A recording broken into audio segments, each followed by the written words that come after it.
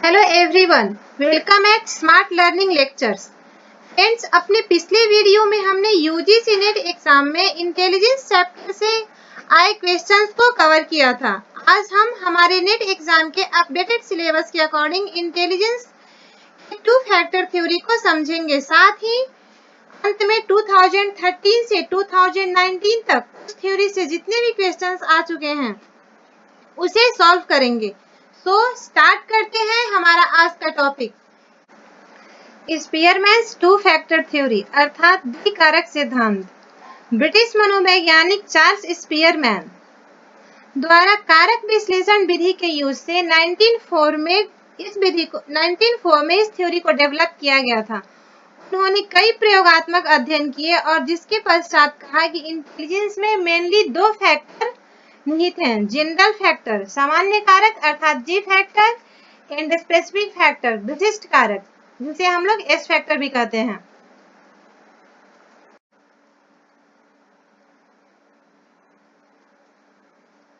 किसी भी इंडिविजुअल के परफॉर्मेंस को जी फैक्टर एंड एस फैक्टर के द्वारा निर्धारित किया जाता है।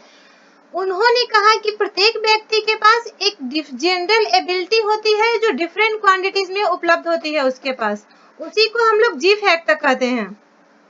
उन्होंने ये भी कहा कि जिस व्यक्ति में जी फैक्टर की मात्रा जितनी ही अधिक होगी वह अपने लाइफ में उतनी ही अधिक सक्सेस अचीव करेगा।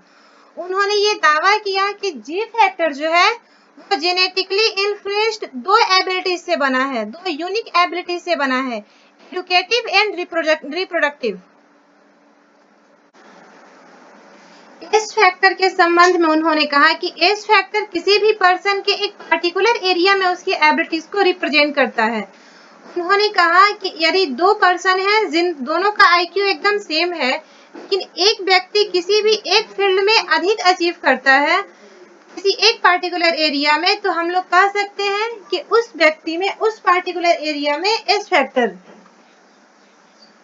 इसे अगर हम इस फिगर के द्वारा और अच्छे तरीके से समझ सकते हैं, किसी भी मेंटल टास्क में जी फैक्टर आवश्यक रूप से निहित होता है।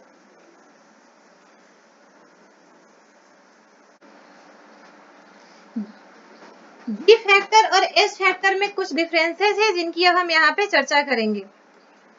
जी फैक्टर एक यूनिवर्सल इनबॉर्न एबिलिटी है, यानी यह किसी भी पर्सन में जन्म से ही पाई जाती है। दूसरा है it is found in all mental task in some quantity. G factor सभी मेंटल टास्क में कम या अधिक मात्रा में पाई जाती है। It is used in every activity of life. हमारे रोजमर्रा के कामों के प्रत्येक काम में जी फैक्टर को यूज किया जाता है। जैसे रोज हम कितने सारे छोटे बड़े प्रॉब्लम्स को सॉल्व करते हैं जिनमें जी फैक्टर का यूज किया जाता है। जी फैक्टर की क्वांटिटी जो है वो फिक्स है, इस पर किसी भी टाइप की टीचिंग, ट्रेनिंग, पास्ट एक्सपीरियंस का प्रभाव नहीं पड़ता है। The quantity of G factor different from person to person. G factor जो क्वांटिटी है वो एक पर्सन से दूसरे पर्सन में अलग अलग होती है। S factor learn and acquired in the environment. S factor जो है वो एनवायरनमेंट में अर्जित किया जाता है ट्रेनिंग एंड प्रैक्टिस के द्वारा। It is found in specific mental task like music. S factor जो है वो अधिकांशतः स्पेसिफिक मेंटल टास्क में ही पाया जाता है, जैसे music, numerical ability, mechanical ability etcetera. It varies from activity to activity in the same person. एक ही पर्सन में एस फैक्टर किसी और एक्टिविटी के लिए अधिक हो सकता है और किसी और एक्टिविटी के लिए अधिक हो सकता है। जैसे हो सकता है कि मेरे में म्यूजिक की एबिलिटी जो है वो अधिक मात्रा में हो और वही पेंटिंग की जो एबिलिटी है वो कम मात्रा में हो, तो हम कह सकते हैं कि एस फैक्टर म्यूजिक के लिए अधिक है और पेंटिंग का जो एस फैक्टर है वो कम है। The quantity of S factor is not fixed. S factor की जो क्वांटिटी है वो फिक्स नहीं होती है, क्योंकि हमने पिछले चैप्टर में पढ़ा कि यह जन्मजात रूप से नहीं पाई जाती है। तो एस फैक्टर को हम ट्रेनिंग, टीचिंग के द्वारा बढ़ा सकते हैं। इस पे पास्ट एक्सपीरियंस का भी प्रभाव पड़ता है। स्पीयरमैन ने अपनी स्टडीज के दौरान जब वे डिफरेंट टास्क की एबिलिटीज के बीच कोरिलेशन यानी सहसंबंध निकाल रहे थे, उन्होंने ये पाया कि जब एबिलिटीज के बीच सहसंबंध निकाला जाता है और उनमें से किन्हीं चार योग्यताओं के बीच सहसंबंध, चतुष्पक्षीय समीकरण यानी टेट्राड इक्वेशन द्वारा निकाला जाता है तो उनके बीच का डिफरेंस 0 आता है, जिससे स्पष्ट रूप से यह प्रूव होता है कि बुद्धि का जी फैक्टर सभी प्रकार की एबिलिटीज या टास्क में निहित रहता है। इसे हम इस टेबल द्वारा और अच्छे तरीके से समझ सकते हैं। यहाँ पर आप इस टेबल को देखकर और नीचे एक एग्जाम्पल दिया है जिसके थ्रू अच्छे से समझ सकते हैं।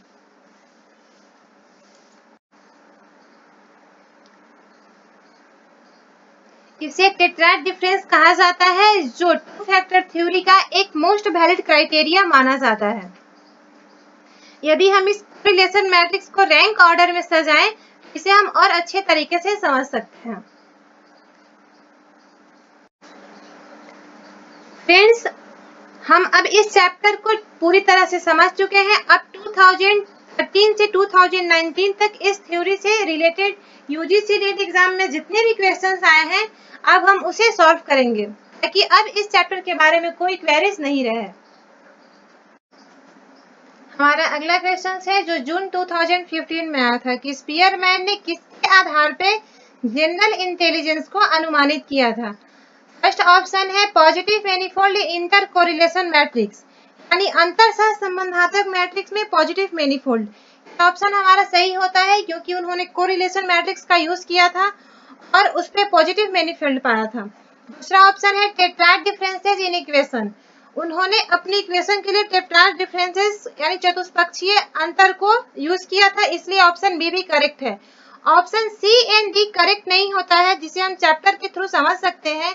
यूनिकल scores of same subjects on intelligent test and reports from the test, यानी बुद्धि परीक्षण में प्रयोजों के असमान प्राप्तांक और प्रयोजों के रिपोर्ट्स, ये दो सी और डी ऑप्शन करेक्ट नहीं लग रहे हैं, इसलिए हमारा ऑप्शन ए और बी ही सही होगा।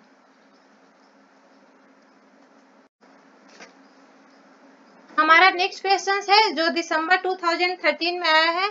Number of different factors as specified by Spearman to explain the performance on some task, यानी कुछ परीक्षणों में निष्पन्नता को स्पष्ट करने के लिए स्पीयरमैन द्वारा विशेष रूप से कारकों का यूज किया गया था। ऑप्शन ए है 1 S factor and many G factors, जो बिल्कुल ही गलत लग रहा है। ऑप्शन बी है many S factors and many G factors, जो सही नहीं है। 1 S factor and 1 G factor, ये भी सही नहीं है। Many S factor and 1 G factor, ये सही होता है, जो हम चैप्टर में पिछले एक फिगर के थ्रू समझ चुके हैं कि किसी भी मेंटल टास्क में जी फैक्टर ही एक हो लेकिन एस फैक्टर बहुत सारा निहित होता है, इसलिए हमारा ऑप्शन डी बिल्कुल करेक्ट है। हमारा नेक्स्ट क्वेश्चन है जो जून 2013 में आया है कि which of the following are essential to Spearman's methodology of theories development, यानी इस थ्योरी को डेवलप करने के लिए सिद्धांत विकास के स्पीयरमैन की पद्धति के लिए कौन से फैक्टर्स अनिवार्य हैं। पहला ऑप्शन है टेट्रल इक्वेशन, जो बिल्कुल सही है। दूसरा ऑप्शन है टेट्रल डिफरेंसेस, जो भी सही, जो ये दूसरा ऑप्शन भी सही है। तीसरा ऑप्शन है स्पेसिफिक फैक्टर, ये भी सही है। चौथा ऑप्शन है न्यूरोलॉजिकल बेसिस ऑफ, हम जानते हैं कि न्यूरोलॉजिकल बेसिस ऑफ इंटेलिजेंस का स्पीयरमैन की थ्योरी में कोई यूज नहीं है, सो हमारा ऑप्शन 1, 2 एंड 3 यहाँ पे करेक्ट है। हमारा नेक्स्ट क्वेश्चन है which of the following is not a consequence of Spearman's theory। यह क्वेश्चन जून 2014 में आ चुका है। हमारा क्वेश्चन है कि स्पीयरमैन की थ्योरी का जो परिणाम है वो निम्नलिखित में से कौन नहीं है।